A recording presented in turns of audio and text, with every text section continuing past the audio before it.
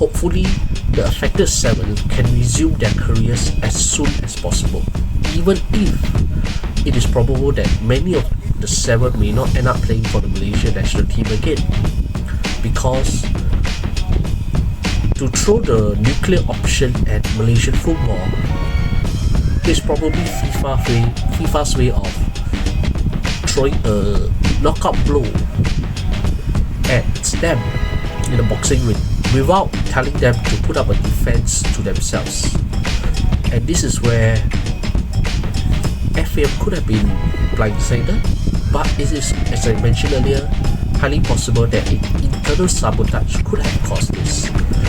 Outside of the appeal by Vietnam over the result and over the presence of those players, which I would concede is legit because they have the right to protest. It has been more than a week since World Football Governing Body FIFA threw the rule book at Malaysian football over the alleged falsification of documents. And since the scandal erupted on last Friday night, plenty of happenings had unfolded and there has been plenty of chatter, with public declarations of support being voiced by the stakeholders involved, from Sports Minister Hannah Yeoh to her predecessor Khairi Jamaluddin, who is a JDT board member, to the man currently behind the Harimau Malaya project, Tunku Ismail Ibni Sultan Ibrahim, the current region of Johor, to even the Football Association of Malaysia itself. Although, as I'll later point out, there are a couple of question marks that persist over the local governing body of Malaysian football, and also among football fans, especially the Ultras Malaya, who have come out in support of the 7 beleaguered players whose careers were suddenly impacted by the punishment. And despite the words and assurances that FAM had offered, including their insistence that they will appeal against the punishment thrown at them, unfortunately a couple of observations have emerged to show that in spite of those words, the headquarters in Kelana Jaya appeared to have acted less than what they had said, whether it was through the interviews or even through the statements. Allow me to explain why FAM has been rather turgid in their response towards this falsified document scandal. One thing has been very evident after the outbreak of this scandal: the affected players are now all, at least in Malaysia, to discuss about their options, especially to clear their names, because they are dragged into this scandal following the rule book that was thrown by FIFA. And all the 7 players who were affected were all foreign-born players who were introduced into the Harimau Malaya squad this season to bolster the various departments in the men's national team.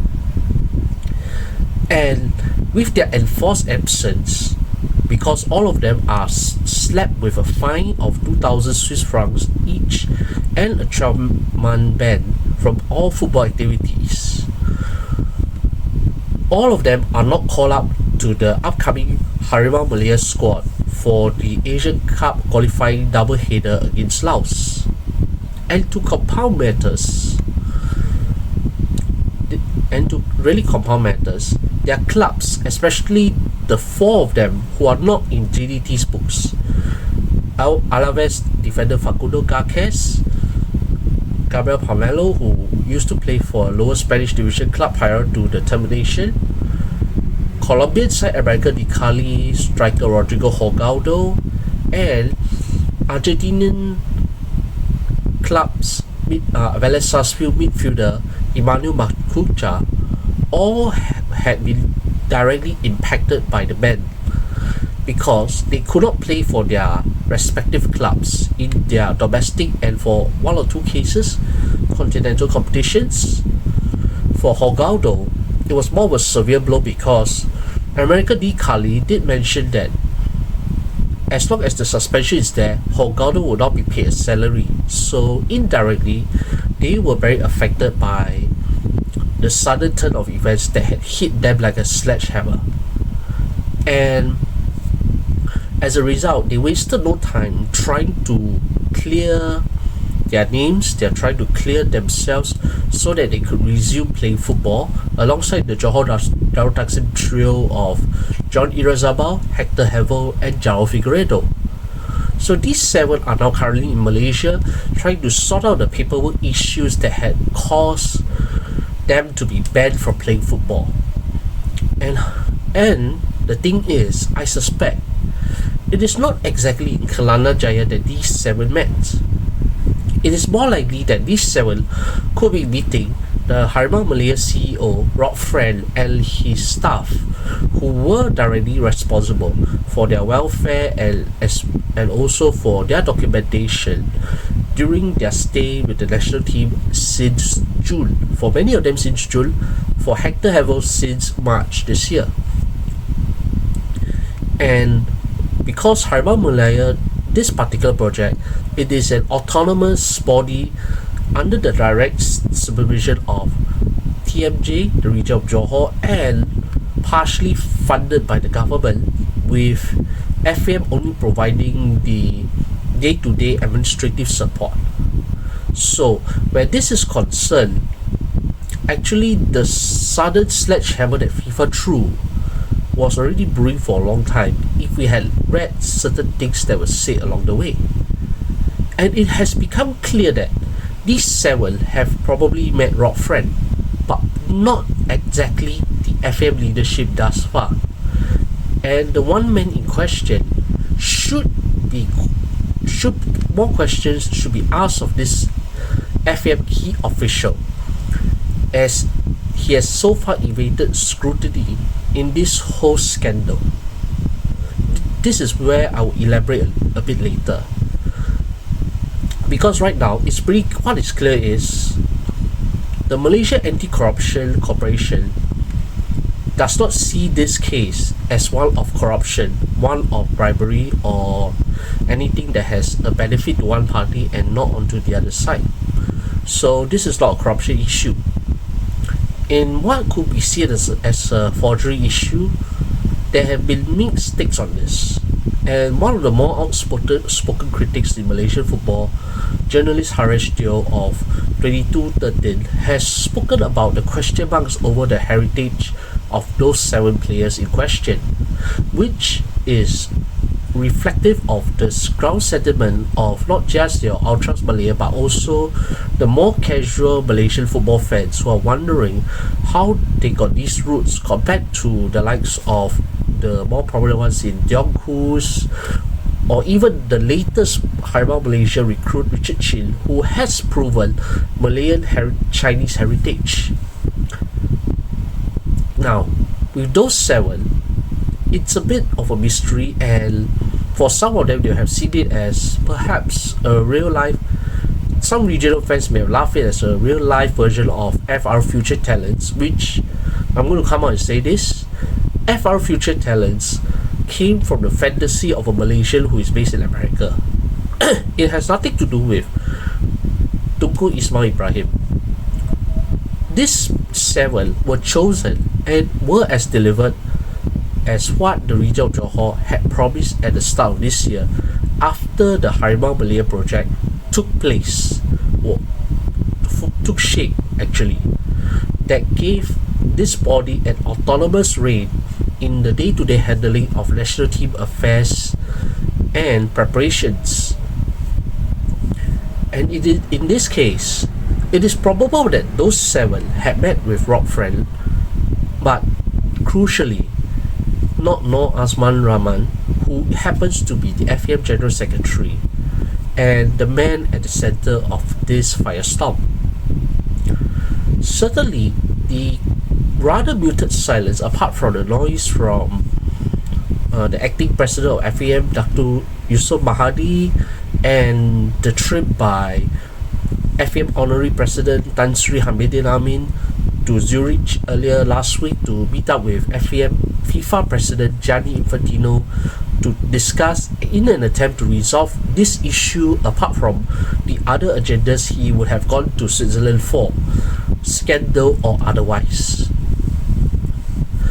And bear in mind what I said in that last video where I first spoke on this issue after FIFA dropped this bombshell, that currently the way FIFA is being run, as much as there's a FIFA council in place of which Tan Sri Hamidin is a member, it is pretty clear that the only Southeast Asian football leader who has the year of Infantino is unfortunately not Tan Sri Hamidin, but Eric Doher, who has been given special dispensation by Infantino to continue his reign as PSSI president while taking on his new cabinet role as Indonesian sports minister. Given the kind of fluid politics that has been occurring worldwide, and most certainly in the world of football, where Infantino has kept bowing as much as possible to the wishes of the American dumb President Donald Trump, it is pretty clear that this is not a FIFA that is lean on total bureaucracy or total rulebook. And it has also emerged that it was Vietnam who actually filed a complaint after they lost 0-4 to Malaysia in the Asian Cup qualifier back in June this year. That match in question had all 7 involved in that game, with 5 of them making their full international debuts. So, where this is concerned, Vietnam had complained. Probably it took a while to resolve this, but at the same time, there was plenty of smoke and fire that was already brewing that saw Malaysia men's head coach Peter Klemowski clashing with former FAM president Johari Ayub over those words that the former said about internal sabotage, political mechanisms after that 4-0 victory for the Harimau Malaya, their first win over Vietnam in more than a decade. And in the events that have unfolded since this scandal broke out, FAM had surprisingly been rather minimal in their involvement, and more crucially, this meant in the center of this firestorm, the forged documents firestorm, Nur Azman Rahman, the FAM General Secretary, has only issued a single statement where he cited technical error, but nothing else. This has left everyone in puzzlement. Fortunately, so far, FIFA has actually not published its full judgment on why it came to the conclusion that FAM had falsified documents and how were the 7 players implicated in those so-called forgery of documents. So in this case, it's pretty clear now. Despite those words, despite those statements, FAM had indirectly thrown the 7 players and Harimau Malaya under the bus when it came to this crisis. Rob Friend has done a lot more work, and it's pretty clear that in the name of FAM, it is said that they are going to find the top sports lawyers to try to fight against this punishment against FAM and the 7 players whose careers are currently in turmoil because of this sudden punishment.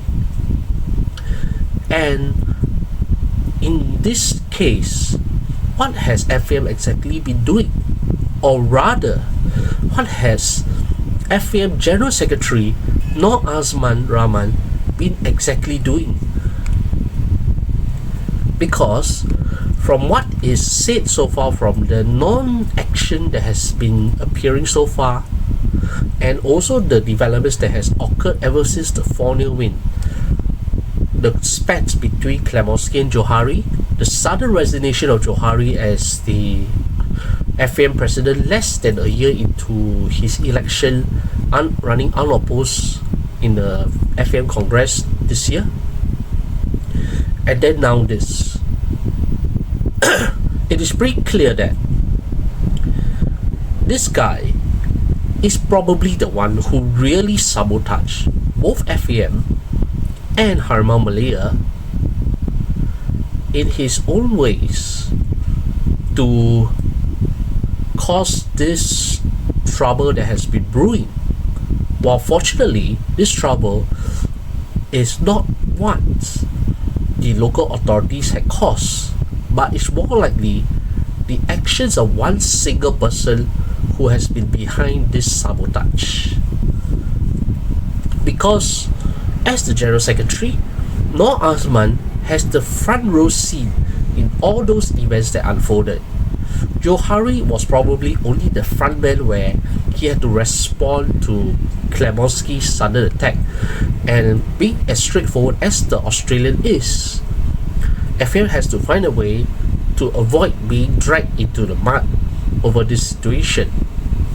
And what Johari said, as correct as it is, has raised questions over whether was there an attempt to undermine TMJ, Harimau Malaya, and those 7 players, or even the entire national team, had they lost to Vietnam instead.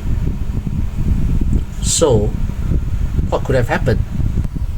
So, as the man with the front row seat, as far as those happenings in those involving Sandiwara involving those Malaysian football happenings within the headquarters of Kelana Jaya, or involving those meetings between FAM and the Harimau Malaya management, or even worse, FAM and the players concerned, Noor Azman has had the front row seat, and he was probably, as the guy leading the day-to-day operations in the headquarters in Kelana Jaya, he is the one probably has the final responsibility as far as the documentations were concerned.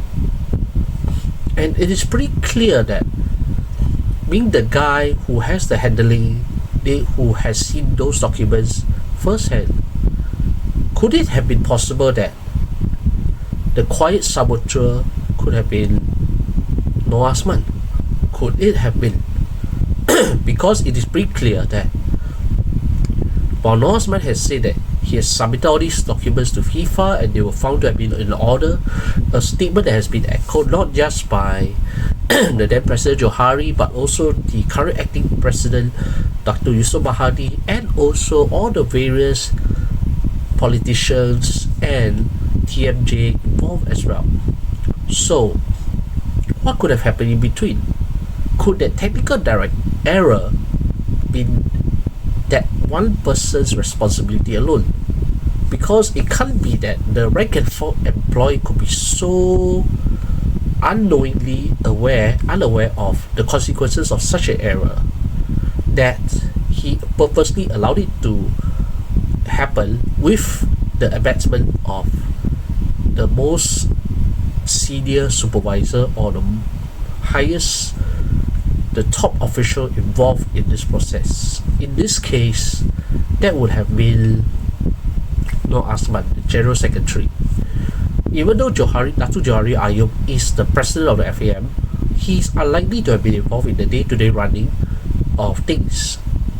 So we could see that rather, apart from that statement that was said in the week after the explosion of the scandal, he has said nothing else. He has been unreachable. It's like everybody else has been talking. The 7 players have come back. They probably have met the Harimau Malaya CEO Rob Friend. They could have met to discuss a lot of other things, and that management could even have spoken on engaging the top lawyers to defend the 7 players and the organization of which this project they were a part of, to ensure that they were innocent from what could have been, if found ultimately guilty, would have serious consequences not only for Malaysian football but also for Malaysian international reputation, and also a stain in which the rest of Southeast Asia and East Asia and the wider Asian football community will have taken notice. So, in this case, it is the sooner Nur Azman comes out to say certain things in person, I think a few more things will come out cleaner from this. Whether the issues over the player's actual heritage background remains or otherwise. Because I think Nur Azman holds the keys to this. Now, coming to the affected players. Well, in a column for 2213, former Para FC CEO Yunus Zakaria weighed in on this issue on 29th of September, and he correctly identified FIFA's punishment on Malaysian football as a nuclear option and has sympathy for all 7 players involved, because those 7 players now see their careers suddenly stop through no real fault of their own, because they're probably keen to represent the country of their interests. They probably, as players, were more focused on how they can do for their employers rather than for the national FA that they are representing, and they were keen to maintain as high a standard as possible to remain in contention for national team call-up. So they had no real thought in wondering whether they could or could not have broken the rules because of this, especially for the likes of Facundo Garces and Rodrigo Hogaldo, both of whom were playing prominent roles with their respective clubs before this ban halted their careers temporarily. And why Yunus call it a nuclear option that FIFA chose was because Article 22 in the FIFA Code of Conduct was rarely invoked, if at all. Yes, there have been severe punishments for the Timor-Leste football team and even the Equatorial Guinea women's football team over the illegal usage of players. But in neither case was Article 22 invoked on both of them. This time round, for some reason, in this column, Article 22 was invoked to scare the rest of the member associations into thinking twice before doing something similar to what Malaysia had done, which in context puts a lot of unnecessary blame and pressure on Malaysian football. Because what did the 7 players do to commit this crime? Were they doing this crime on purpose? No. Was FM poor in handling the paperwork? Probably. And as I mentioned earlier, there could have been internal sabotage by FAM. FAM, not Harimau Malaya side. There could have been internal sabotage. So, what could have happened? Did the politics come into play and whatnot? We are not sure. And because their livelihoods were threatened because of this ban, because 1 year is a long time in football, Hogaldo is told that he's not going to be paid by his club as long as he's under suspension. Garces saw his transfer value plummet overnight due to the ban, and him being at least a medium tier centre back in Spanish highest level, it is a huge blow to their respective careers, not just for Malaysia but for themselves. And by throwing this nuclear option, which Yunus Zakaria has noted is not new for FIFA against Malaysian football, they had done this before against Kelantan. And as Yunus had said, which I'm reiterating here, it's more of the way Malaysia handles its paperwork that is quite unique, and it's not something that is as easily understood to the wider world, especially in European-based bureaucracy like FIFA, compared to how Malaysia does it. And already, MACC has come out to say that there is no element of corruption, so this is not a corruption case.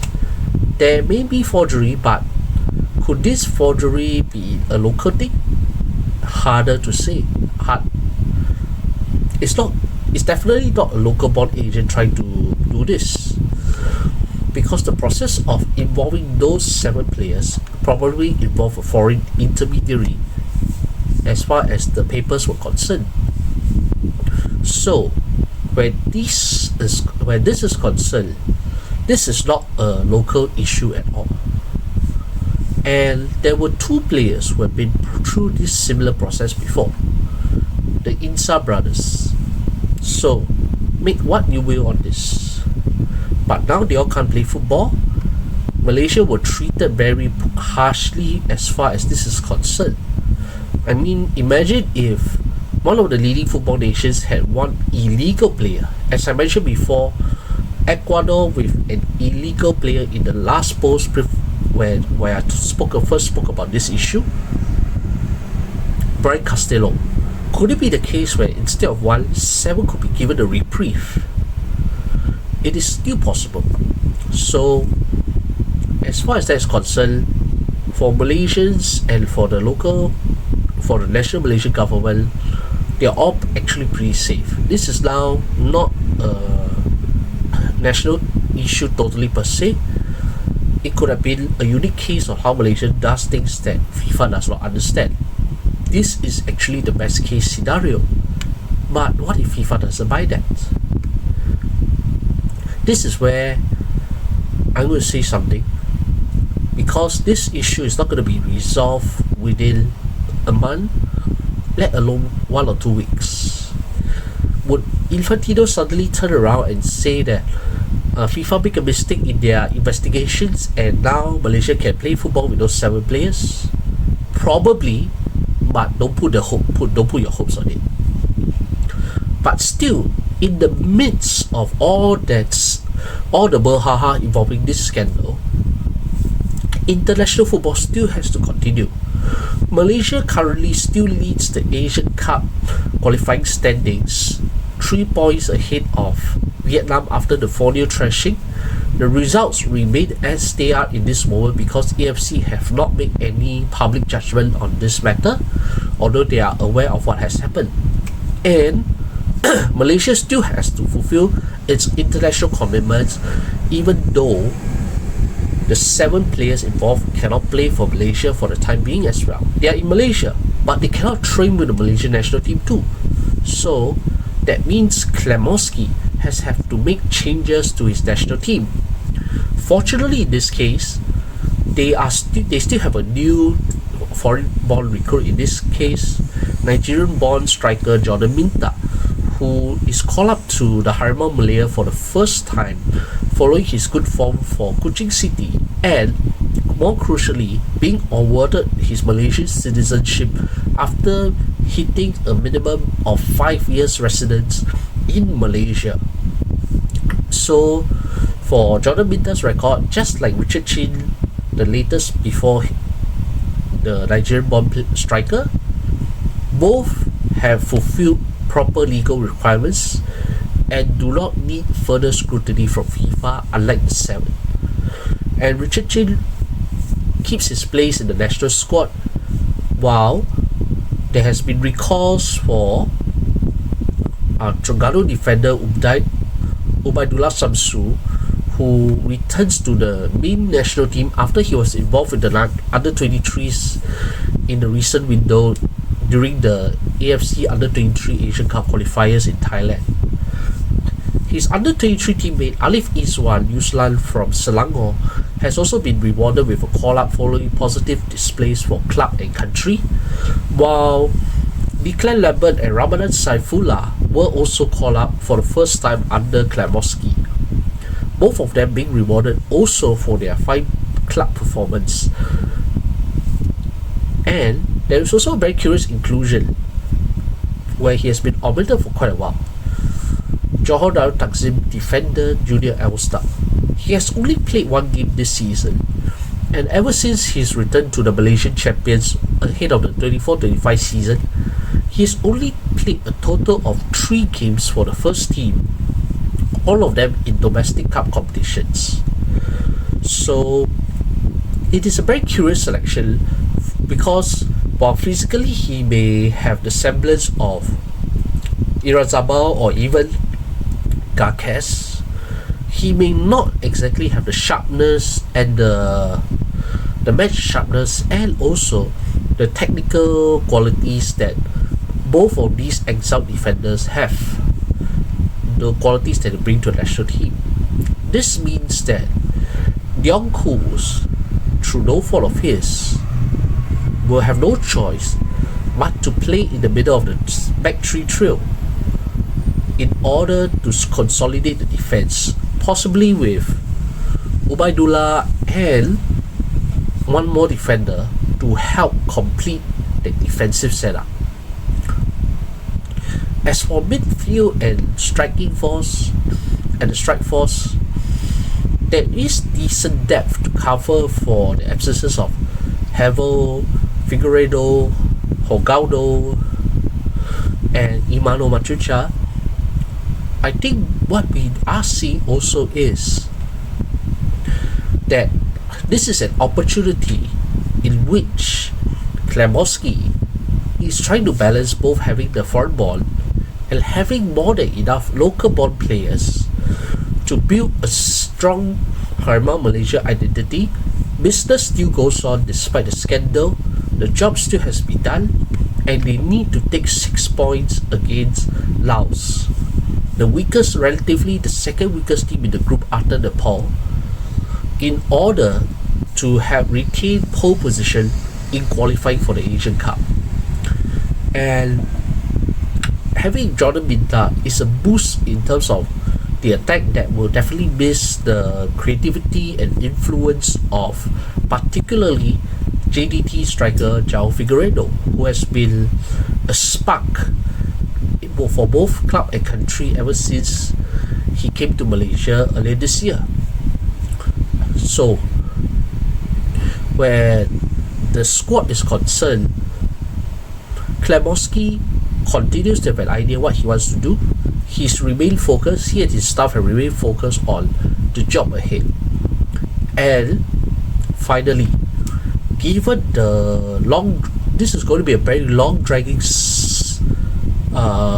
saga that will continue for months and months ahead until a final decision is determined by, probably on appeal to the Court of Arbitration of Sports, because I do not see this case ending with FIFA suddenly saying that they make a mistake. This is highly unlikely.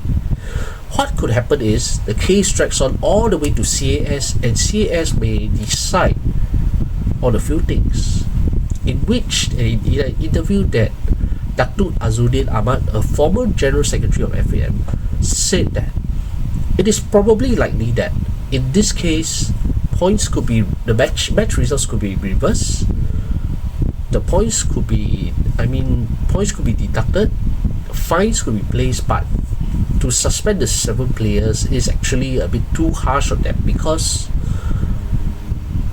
the thing is, punishment may still have to be imposed, but the question is what type of punishment. It is highly unlikely that FM and Malaysian football will walk away scot-free from this scandal. It is very unlikely.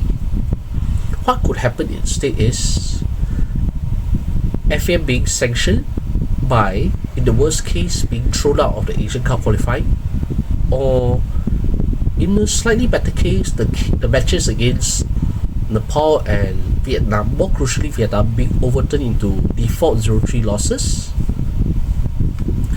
But it is also possible that the final judgment will not come until after the final matches of this Asian Cup qualifying round concludes on the 31st of March 2026, which by then the whole qualification process will be over. But I will admit the fate of the